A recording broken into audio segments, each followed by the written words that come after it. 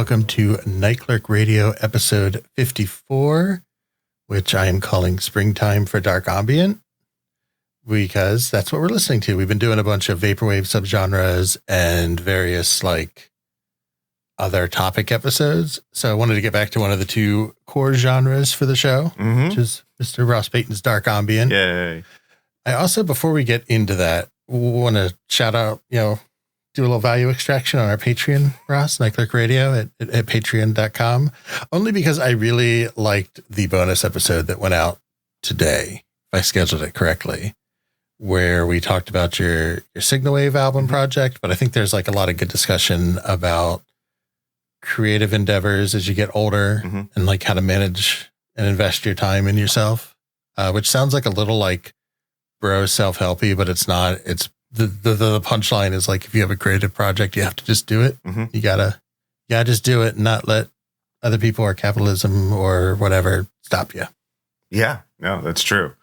I mean, the real danger is thinking if it's not profitable, I can't do it. If it's not, compensating me in some way, yeah. So it has nothing to do with what we're talking about today, just to be clear. But it's one of those things I want to hammer home because I think there's a lot of DIY home music in the vaporwave scene. A lot of people kind of want to get into it and try it. And remember, do it. Just do it. Just do it. But yeah, today we're talking about Dark Ambient. There's not really I don't know. Do you want to talk about anything broadly about both albums before, or do you want to talk about stuff in the context of individual albums? A little bit, because I can see, for one thing, first off, neither of these albums was released by Cryo Chamber. So that's right. We had a no Cryo Chamber rule. That's right. It's very tempting. They're a very powerful presence in the dark ambient genre, but we both looked outside. Both these albums, I basically looked up for best dark ambient releases from last year. We found a couple of websites, a Reddit discussion, of course, because you can't avoid Reddit these days. Also a blog called Dungeon in Space. Yeah, so we found a blog called The Dungeon in Space, and they had a article about the top 10 dark ambient releases of 2021. And then, so one was found on that list and one was found in the Reddit discussion. We didn't really consciously choose this, but both of these albums have a very strong narrative thread, which each of them is a concept album in a sense about being kind of the soundtrack to a particular story. And I found that really interesting because, again, as we discussed before, Dark Ambient is very heavily influenced by soundtracks, by movie soundtracks. And I think, aside from, of course, metal as well, one of the artists is this is one of the artists' side projects after being in 10 different heavy metal bands. So yeah, I found that pretty interesting that it's not just a Cryo Chamber that's trying to be cinematic dark ambient. It's it's just a very powerful inclination for dark ambient artists to attach it to some sort of storyline. And in fact, one of the albums actually has a PDF in the album release of the short story that it's based on. But they're very different other than that. They have a very different aesthetic and choices of instruments and everything else. But so there's a narrative dark ambient, which is kind of a lot of dark ambient. But yeah, I don't know. I found that interesting. I agree. And I think it totally makes sense. I'm sure there's some aspect of human pattern making to just want things to be narratives, which I've said before on the show, albums that have even a little bit of a narrative, like the Biosphere 0.2 we did last episode. If you give me just even a little bit of this is a cohesive project and not just a bunch of singles, I'm in. That's all it takes. Yeah. I think yours is maybe a little bit more I think my album, which we'll talk about both of them, of course, it's the way the show works, mostly gets its story though, kind of from the cover art and the track titles and the music a little bit, but yours also explicitly has liner notes about the importance of constructing your own story when listening to the album, which we can talk about in more detail when we get to your album. But I thought that was interesting. It's a little more explicit in yours of here's some ways you can think about this. Yeah. why don't we dive into it? Yeah, let's just go right for it.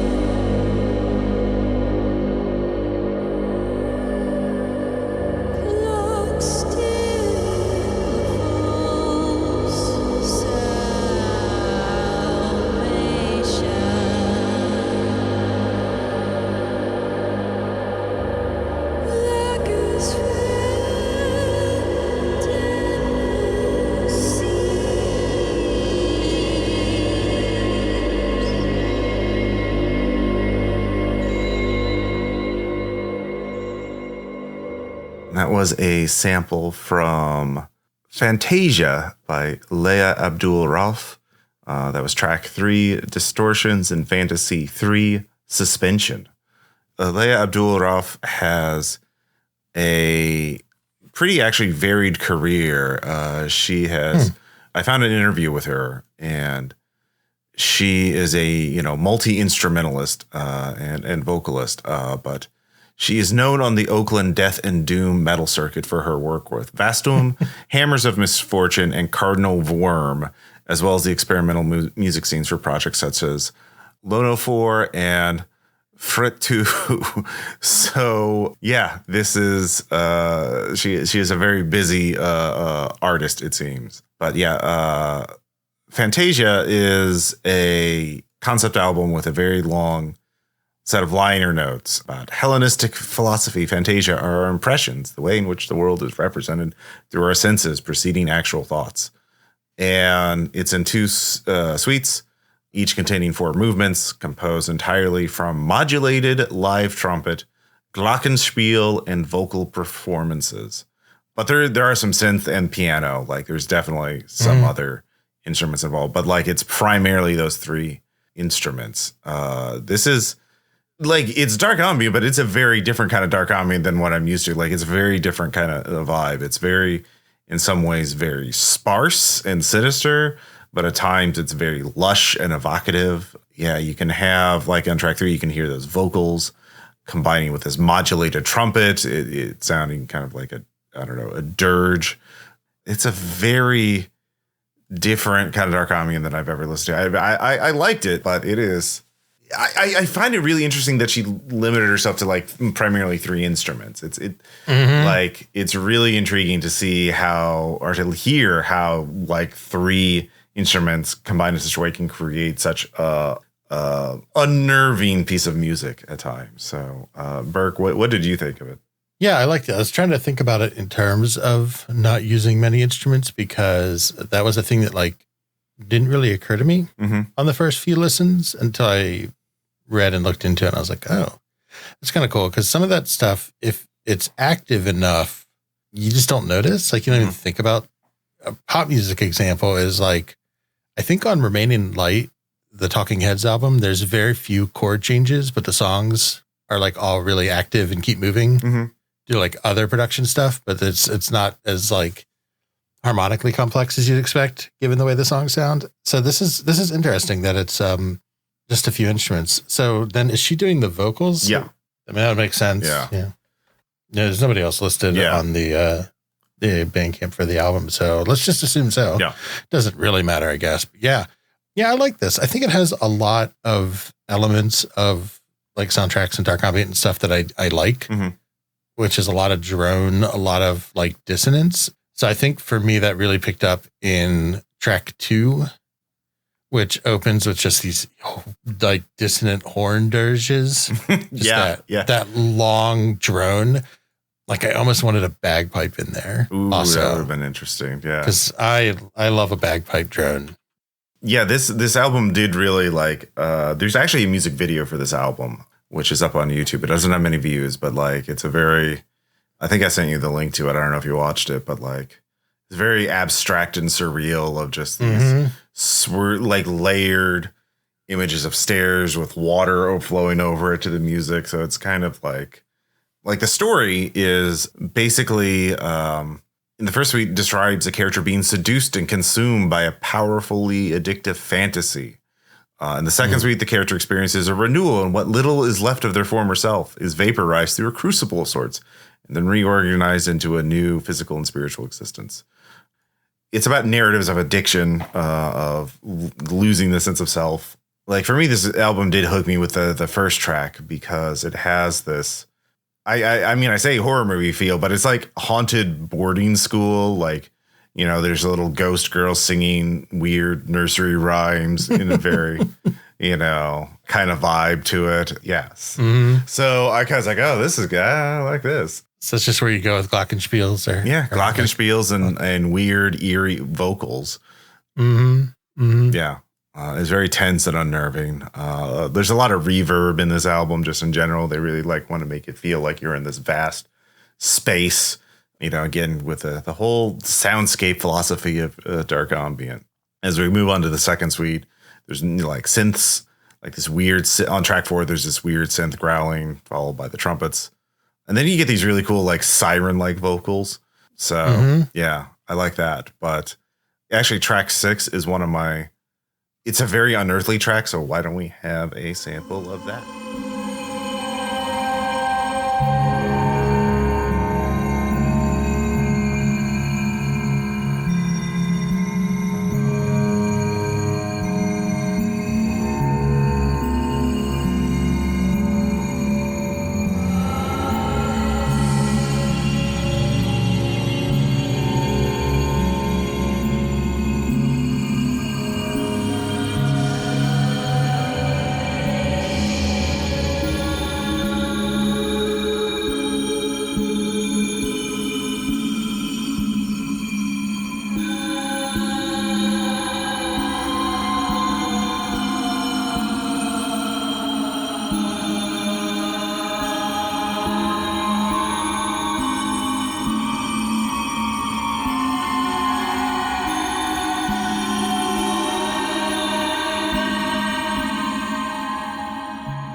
Track 6, the one emerges in and out of being. So I thought it was the I emerges because I'm waking up out of my addiction. The I emerges. Yeah, that might be it. Yeah. The I, the self, like an innocent person's now discovered their love of murder covered in blood in a boarding school at night. I don't know. Maybe I'm speculating. Fine with it. Yeah. The interview, she talks about being a part of this scene and the challenges she's had to face. The metal world has always been the issue of trying to force itself into the white hetero guy norm. And if you're a woman or a non-cis man or person of color or queer person creating music in the metal world, you had to try and fit that mold. And I think there's less pressure to do that now. So she's seen things shift for the better, but it's not perfect. God, I can't imagine being a non-white dude in the metal scene, especially 20 years ago, would have been a bit of a challenge. So thank you for hanging in there, Leia. Yeah, that's been a long-standing issue. I'll put a link in the show notes, but there's a famous YouTube video where Lemmy, the lead singer of Motorhead, got a letter from a black Motorhead fan who was like, I don't know how to go to concerts where it's all white nationalist shit. All this stuff. And he's just trying to give him encouraging words of, oh, damn. Yeah. Yep. Yeah. It's a pretty good video. Because even though dark ambient is and even doom metal and stuff like that are fringes and still small scenes, they're still hey, all these issues you don't get to ignore all the issues that are going on just because, you're listening to non-popular music.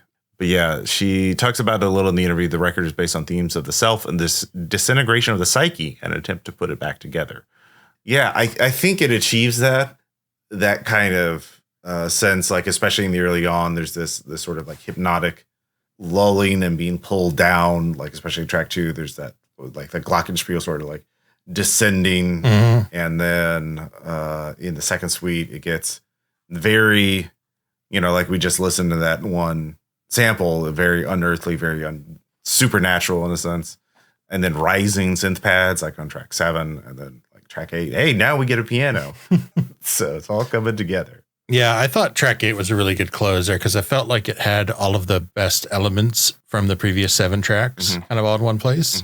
And maybe that was me unknowingly realizing that there's only like a few instruments and a few motifs. So they kind of all return. And now that really, really makes sense. Yeah. But it's all the stuff I loved. I think what you talked about and I mentioned are the vocals, like especially for me, track 4 was the big one where they really shine. Yeah. Yeah. Those siren distortions in Fantasy 4, disembodiment, like the haunted, like siren sailor vocals. Perfectly haunting. Yeah. Really evocative. I also like this album because, it doesn't. Some dark ambient is a very leisurely genre of music in general. And, but this album is only like 38 minutes long. And it doesn't feel like it's padding anything. It's coming in. It's not like rushed or anything, but like it feels like a good length for an album. I agree. Yeah, I quite enjoyed it. It's an interesting descent and resurrection, which is a little topical given the most recent holiday as we're recording this. So yeah. Okay, yeah. Fair. Maybe kind of a reach there, but yeah. Happy Easter from Night Clerk Radio. All right. Yeah, just dating this recording. No worries. So yeah, we'll try and have the link of the interview. She has 3 other albums. I'm definitely going to give those a listen at some point. See what else we've missed. But yeah, it's a different approach. It's also like a psychological dark ambient album. It's not like it's not about like you're on an alien hellscape. You're in hell. This city has been destroyed by nuclear weapons, and you're the only one left. It's about the interior of the mind, not like an exterior weird alien landscape or anything like that. I mean, maybe it's just because I've been listening to Cryo Chamber so much. I just have an album that's not that. It's like, oh wow, that's different. Music can be about other things. Music can be things other than weird landscapes, it turns out. Oh. I don't know. Well, bad news on the next album.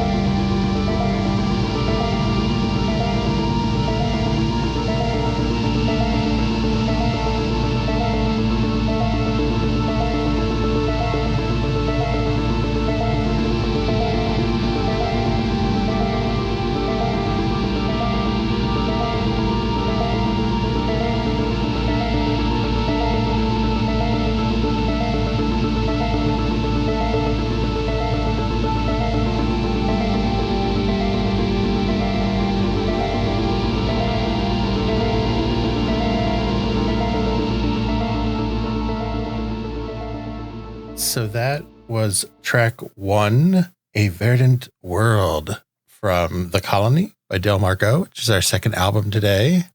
This one, as Ross was criticizing rudely, not really, is a space horror concept album. It tells the story of a crew of astronauts who travel to some moon or planet that is overrun by a malevolent fungus, because there's a reference to cordyceps, the cordyceps fungus in the track titles, and they get consumed and absorbed into the colony. So yeah, I picked it because space and horror, my faves, always a good combination. I also picked it largely just because I liked listening to it. Honestly, I listened to everything on a couple like lists that you sent me, which will be in the show notes. And I think this one really stood out to me. But I also picked it because I thought it was an interesting opportunity to talk about synthesis and like synth music, because I don't remember which episode, but I know that we've talked about West Coast versus East Coast synthesis, which is the classic like Moog versus Buchla rivalry or whatever you want to call it, where both had very different philosophies and approaches to how to synthesize sounds quickly. For context, West Coast was very experimental, very like you applied like weird shaping functions to your oscillator, and that gave you like very machine sounds, very aggressive, very like trying to push the boundaries of the types of sound. That was Buchla, I believe. Yeah, that was the West Coast. And then East Coast or Moog was very much focused on trying to replicate instruments. So you would start with some oscillator or waveform and you'd apply filters to it to kind of get rid of what you don't want until it sounds how you want. And it was just whether or not that's more musical, I guess, is a matter of taste. I really like a lot of West Coast synthesis stuff, especially playing around with like modular tools and like messing around with oscillators and stuff is really fun. But there's also descriptions of synth schools in terms of the structure of music.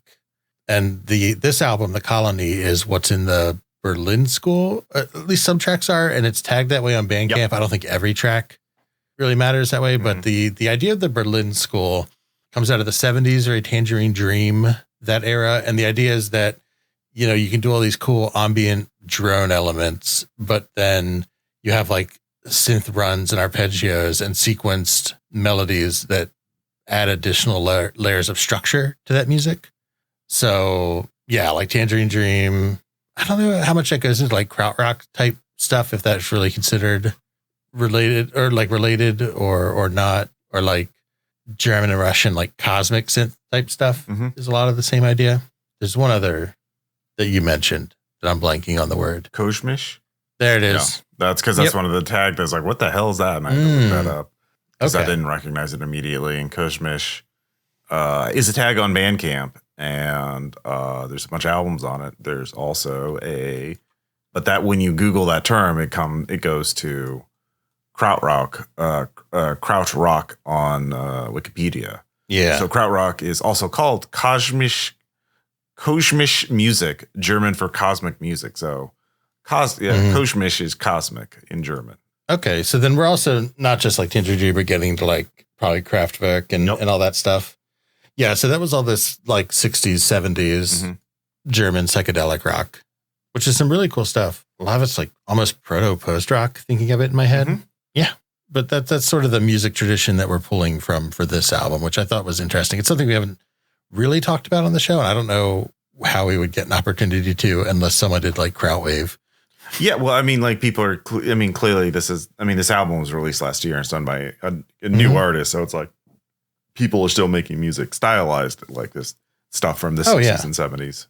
So yeah, this album, I wasn't really thinking about when I took my initial notes. It's like, this is synthwave. No, this is dark ambient. It's going back and forth. So like to my ignorant, not realizing it's Kashmir. So it because it has like dark ambient usually is like a soundscape of just like weird sounds that sound interesting. Like, oh yeah, you're in this different landscape or whatever. It doesn't really have things, I don't know, like melody or rhythm, but doesn't have to. It doesn't have to. But this album certainly does. There are whole ass songs, like pieces of music with structure that are not. But so it has kind of both, and I like that because because going back to the narrative idea, I think what the artist was trying to do, if you look at the track titles. The first tracks are, A Verdant World and Viridescent 12, track 1 and 2, or more like Kosmisch, like structured songs. And then like Traversing the Fungal Lands is more like a field recording of an alien world. Like it's more of a soundscape. Yeah, I think that's right. Like, I wasn't sure because I know sometimes this stuff gets a little too drony. You're not super into it. No. So I wanted to see if those extra layers of synth help. And I think they work because a lot of the ambient drone is, like you said, really great soundscapes. Like I described it as like windy. Like it very much feels like it's sweeping over you. Like you are stepping off onto some other world. And I don't know why, but they always, whenever they do that in sci-fi, it's like a trope that it's like windy slightly. My favorite being in Armageddon when there's wind inside their helmets on an asteroid. It's fine. It's a little fan. It's obviously just I never noticed that. Yeah, it's been There's so much else going on in that movie. I didn't think. Yeah, there's a lot to process, in Armageddon, but it has these synths under it, which do give it structure and do keep you invested over like a 6-minute track. But then I think the synths are actually double functioned too, in that the timbre and the style they go for of like those tight attack, like beeps do sound like mechanical and like sci-fi-y. They sound like just very slightly to me, like they would be like an instrument panel in Star Trek in the background or something, like beep, boop, boop, beep, beep, beep, boop, boop type stuff, while still being like really nice synth melodies. So I thought that was like I thought it was a really great double. I don't know if that was the intent, but I thought it was a really great double feature of those.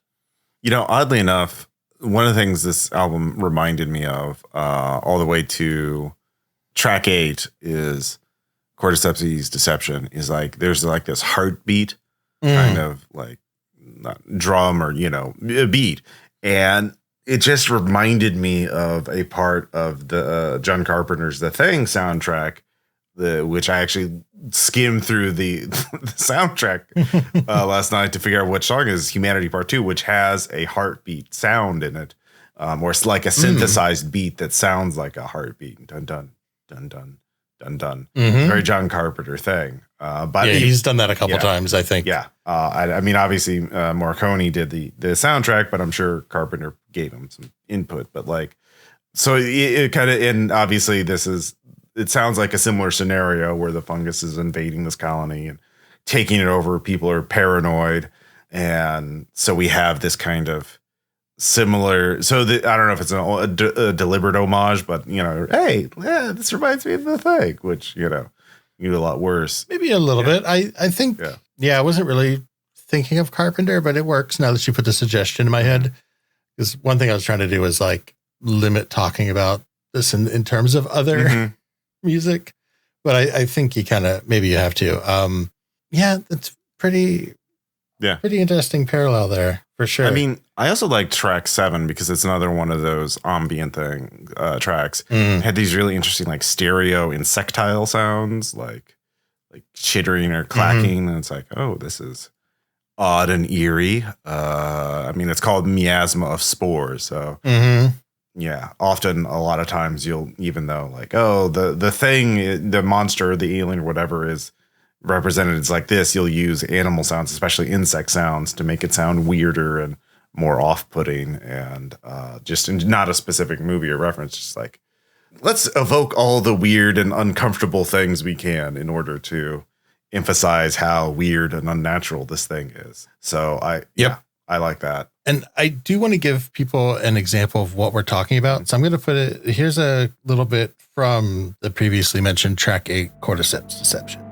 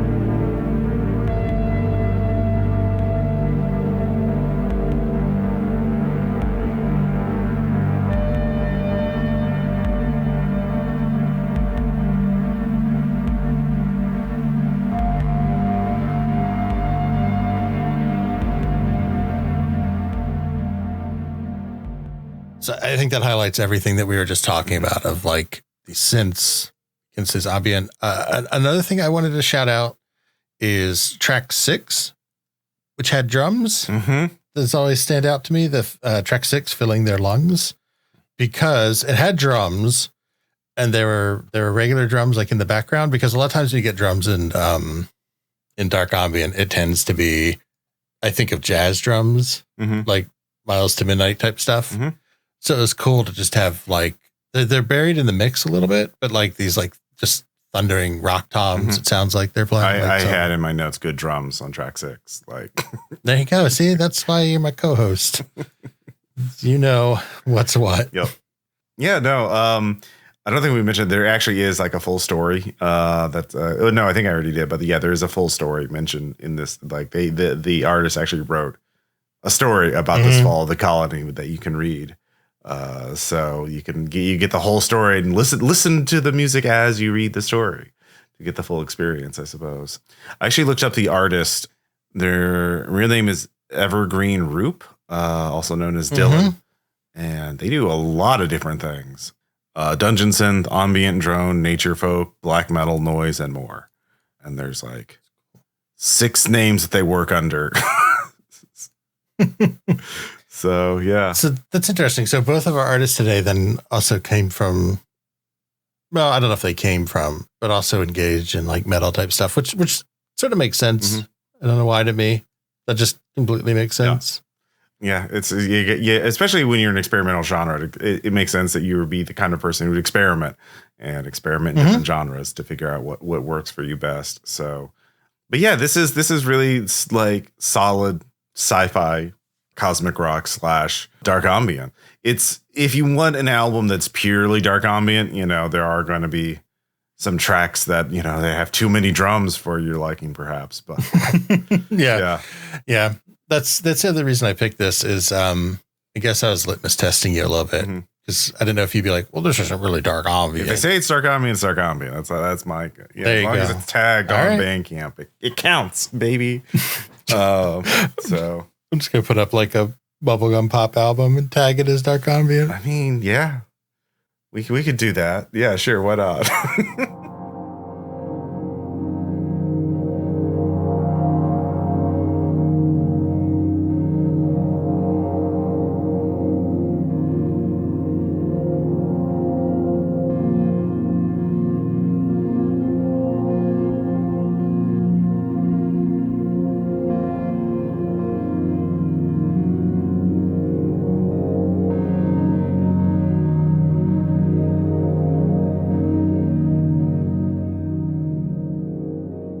Thanks so much for listening.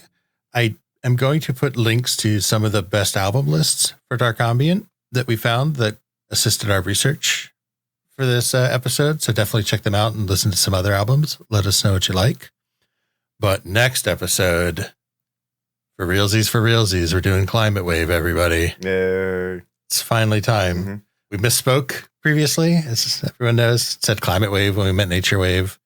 But this time we're doing Climate Wave. As I said, too many waves, not enough brain cells over here. So, gotta let us deal with it. Yeah. One thing I want to say, leading into my research for Climate Wave episode, is I have a goal of trying to find Climate Wave not influenced by American or Japanese culture.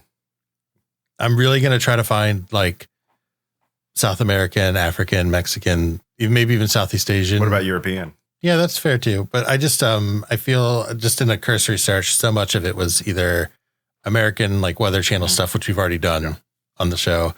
And then just the standard, the standard, like kind of obsession with Japanese culture that you get in some corners of Vaporwave. I can't guarantee that it exists, but that's one thing I'm really going to try to dig for looking through these albums.